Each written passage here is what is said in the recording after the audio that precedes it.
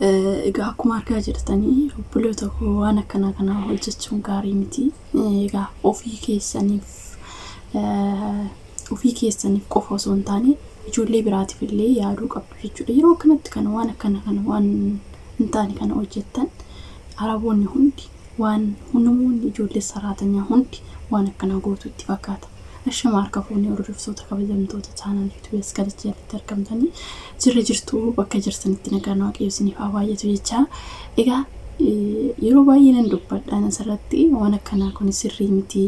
Ijoollee meeqatu waan akkana kana TikTok irratti hojjetaa fooloo barbaadaaf jecha. Isaan booda immoo lakkoofsa keessan gaafa qabaatan immoo Araboonni wanti isin gadi lakkistan sun hundisaa irra galaa jechuudha hin argu. Yookiin immoo lakkoofsa biraa jijjiirtanii banattanii noo ta'e malee TikTok jechuudha.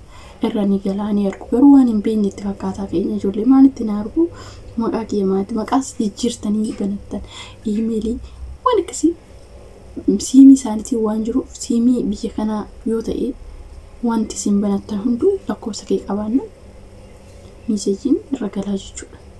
Kanaafiyyuu waan akkana kana odoo gochuu dhiisnee waan akkana kana hin hojjetinaa gaarii miti isiniif illee namoota biraatiif illee ijoollee biraatiif illee gaarii miti. Waan akkana gooti sarraatanyaa dhugumatti fakkaata amma beektanii dhugumatti fakkaata amma namoota hundatti akka biqaa madamii assa biyya takka akkana gochaa ooltu akkana gooti sarraatanyaa jetti baqa argitan.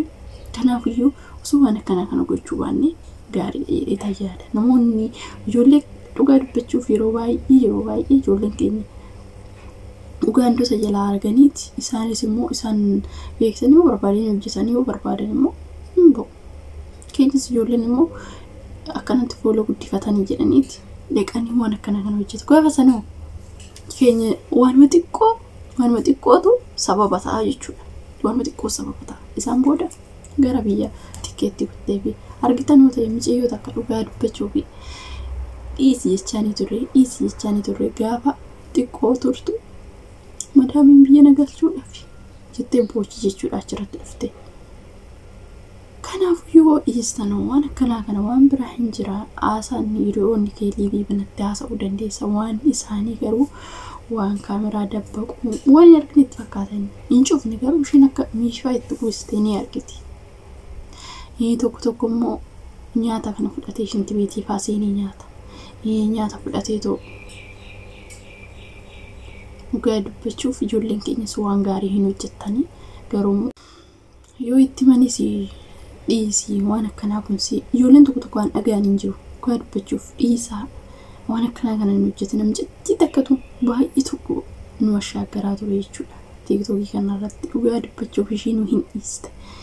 Dhiisii jedhanii dadhabanii baqa booddee madaamiin leetti jijjiiramtee jennaan viidiyoo san hunda agxe ijoolleen gorsanii jennaan nyaattu achirratti malee nyaattu yoo waan barbaade maan taane baqa shitti beetumarra yoo galtu laazim viidiyoo waraabdee jechuudha.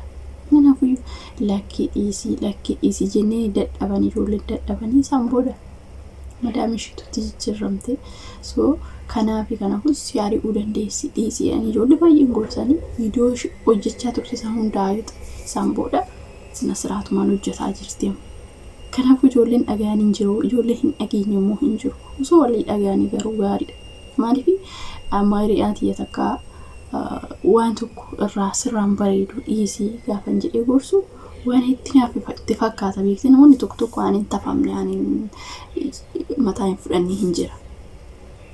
Kanaaf waan akkana kana dubbachuu baannee bafus waan isaan ittiin nama jibban saraa foon takkatu xannisha takkatu foon baay'ee jeessa akkuma jedhan saraatanya takkittiin waan badaa gaafa dalagde saraatanya hundi waan akkasii waan dalaganitti fakkaata argitanii.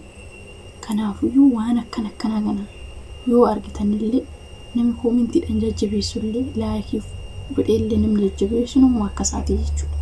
Waan akkana kun sirrii miti. Amma aanishii gaarii ta'uu dandeessi. Okay. Eeyyamuu fi dandeessi. Namni biraa waan kana yoo arge saraatanyaa hundi waan akkas godhaa ooltutti fakkaata. Bafus baqa waan bareedni tokko miidiyaa irratti hojjechuu sirrii miti. Garbage media miti TikTok kana amma namoota miliyoona meeqatu laala. Inni argu harawun baay'inaan TikTok kana fayyadamu jullu odoo baatanii lakkoofsa ishee lakkoofsa biyya sanii waan qabduuf meseejiin irraa hin dhufaa hin argiti. Kanaafiyyuu mee ilaalaa dhufuma keessa ofuma biratti ijoollee meeqa TikTok kanarraa dhugaa dubbachuu kan ari'amanii galanii kan galchitee kaayyoo qabu biyyaa baatee dagattee ariitee biyyatti gatte. Har'a biyyaa bahuuf birrii meeqa? Poroosesii hedduu qaba jechuudha akka duraanii si miti. Garuu erga dhuftee immoo gadi jedhii hojjetadhu. Mulaasim TikTok irratti hojjedhu garuu immoo TikTok hojjedhu. Garuu immoo waan isaanii meeshaa isaanii booda qubaatti wayya. Achi akka mana ofiisitti ta'uun sirrii miti isaan hin jaalatan waan ofii godhuu ta'e hin jaalatanii jechuudha. Kanaaf gadi jedhii bule. Ani beekuun ijoolleen tokko waan nama ajaa'ibu keessaa shinti beetiin tokko ni beektu kaameraa ni qaba. Kaameraa xixiqqoo qaba jechuudha. Maaliif akka kaameraa shinti beetii keessatti galchan hin beeku. Na aannan fa'aa fudhattee nyaata fa'aa fudhattee kuni waandotaan akkana godhu dura. Waanonni akkana ni godhu isaa waan hin xayyafa waan ta'e waan akkana kana nyaata waan akkana kana waan itti fakkaatu keessattuu shinti beetii keessatti akkamitti nyaanni iyyuu gannamaa fudhatameetu arabsuma. Nyaatumtu akkamitti gadi namaa liqimsamu shinti beetii keessa seentee nyaatu. Amma aannan fudhattee shinti beetii seentee shinti beetii keessatti dhugdu. Kaamera sana hin arga. Bexaan baay'ee tokko dubbachuuf anaayyuu ishee minna qabe bakka ishee jechuudha. Amma kana gaafa arganii ati sarratanyaan tun isa kan magooti. Hin jedhamanii dhugaa dubbachuuf hin jedhu araboonni jechuudha. Gisee hunda si eeguu jalqabu bilbilaan isaanillee beqaa si hordofu warri dura seeran kaameraa irra ilaalle seerumatti qaban ilaalu jechuudha. Gaafa kana arganii jechuudha. Kanaafiyyuu nama biraatiif illee yaadaa ofii keetiif illee bakka jirtu of yaadachaa kana beektanii namni dura waan kana harkaaf fuudhuu baree ni beektuuti. Biraana qobaafus beqa waan ta'e fuudhi godha. Biraanaaf namni harkaan sosocho'uu baree biyya namaatillee gaafa dhufe inni dabatu harkaan. Kanaafiyyuu biyyoon immoo ni beektu waan tokko mushkilaa hojjetti taana waan tokko jalaa fuuti indoo beqa ani isaan fuuldura teechee nyaachuu wayya beektee attee si arguurra isaan fuulduratti nyaatte eenyuchuu si wayya dhugaa dubbachuu. Gisee hunda akkas izoo gisee takkitti gaafa waan takkaa booda gisee hunda waan akkas gootu itti fakkaata jechuudha. Ofitti garaa jabeessiti ofitti beqa akka gisee hunda yeroo hunda ishii eegan taasiste malee wanti hin dabbaqxee yookiin immoo dhoksitee nyaattee nama billeessifaa waan akkanaa kun dhugaa dubbachuuf sirriitti of eeggannoo gochuu qabna. Beqa mana namaati basino siraatan eenyuchuudha malee mana namaa keessatti akka mana ofii amma ofii iyyuu soositti tole akka mana keetii wanti sii ta'u hin jiru. Kanaafiyyuu sirriitti of eeggannoo gochuu qabna malee waan namaa sii fuudhaa achiin dabbaqaa kaameraadhaan nama argaa bexaam sheemina dhugaa dubbachuu. Ani ofii kiyyaaf bakka mijattiisanii ofii kiyyaaf itti qaana'e jechuudha. Akka waan ofii kiyyaa fuudhee akka waan ofii kiyyaa nyaadhetti sheemina qabe yeroo hin argu jechuudha. Waan akkanaa eeguun innaa kana obboloota koo yoo dogongora dhiifamaa nama hunda osoo hin taane nama ijoollee hunda osoo hin taane tokko amala badaa warreen qabdan biyya ormaa keessatti amala akkanaa kana sirreeffachuu qabna. Amala akkanatti waliin deemu kana amala waan bu'aate biqaa sirreeffachuu qabna biyya ormaa keessatti jechuudha. Namoota gaggaariin hin jiru namoonni biqaa waan nama sirma bafuus faraankaa xiqqoo ofitti hin dabarsin waan nama fayyadu dhugaa dubbachuuf.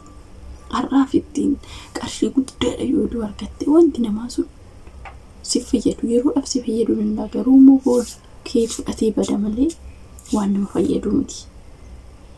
Kun amma cubbuun qabu nyaachuun cubbuun qabu dabbaquun garuu dhoksuun sirrii miti. Nyaanni rakkoon qabu barbaadde yoo nyaatte nyaanni cubbuun qabu garuu immoo dhoksitee gaafa isaas arganii sheemidha. akkamitti mana sanii wajjin jiraachuun baay'ee ulfaataadha. Kanaaf waan akkanaa kana sirrii miti isiniin jechuu barbaadetanii ijoollee baay'ee waan akkas godhaniif waan kaayyoo isaanii karaatti citeef waan ari'amaniif waan gara biyyaatti galfamaniif nan arge waan ta'eef kan ofii kiyyaafan argaa oola dhugaa dubbachuuf ijoollee kana Oromii biqazi imboo akkana dhufanii booda hojii isaanii waan hojjetanii hin beeku.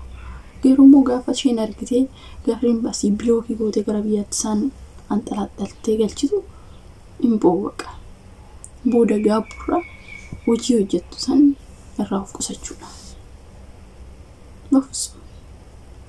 Innaa kanas hin jedhaa asuma kan turtii gaarii qabaadhaa nagaan naa turaa viidiyoo biraatiin hanga walitti deemnutti nagaan turaa.